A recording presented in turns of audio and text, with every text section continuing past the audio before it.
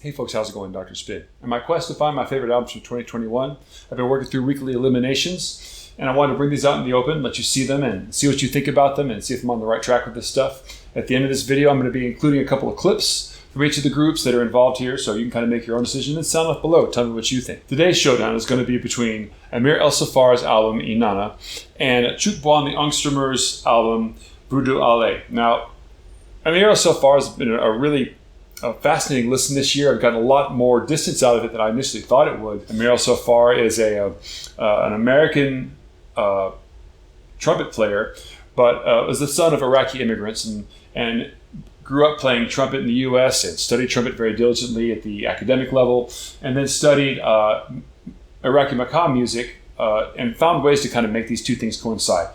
Got a really good base knowledge of both styles and started trying to find ways to put those two styles together, common ground between them, and then generate music based on that common ground. And if you know that about this album, I think it's very successful in that regard. So not only is it intellectually interesting, it's also a very fascinating listen. It's not really jazz, it's not really maqam music, it's right in between those two, and it's a really great and thoughtful and interesting look at the way that those two styles can cross over and be successful in that crossing over. Now compare that to Chouk Bwa and the Angstromers, who, this is two separate entities from two separate cultures that came together to create this album. Chouk Bwa is a very traditional Haitian ensemble. They consider themselves performers of musique racine, which is roots music in the way it's interpreted.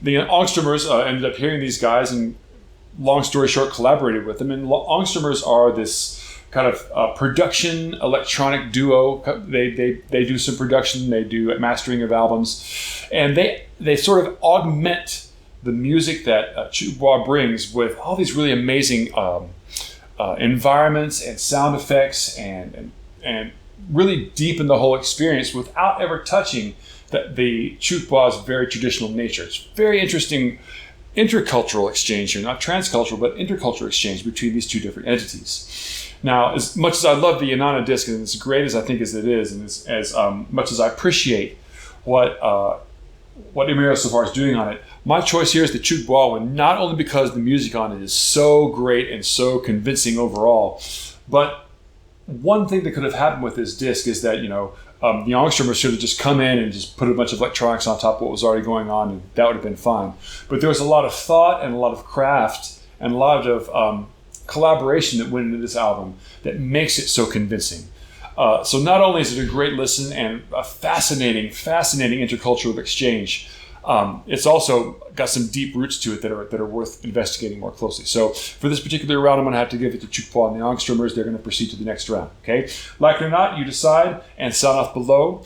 I'll be doing more of these releases this week, so if you want to see when that's going to happen, please like and subscribe, share out with your friends, and I'll catch you guys later on. See you then on the flip side.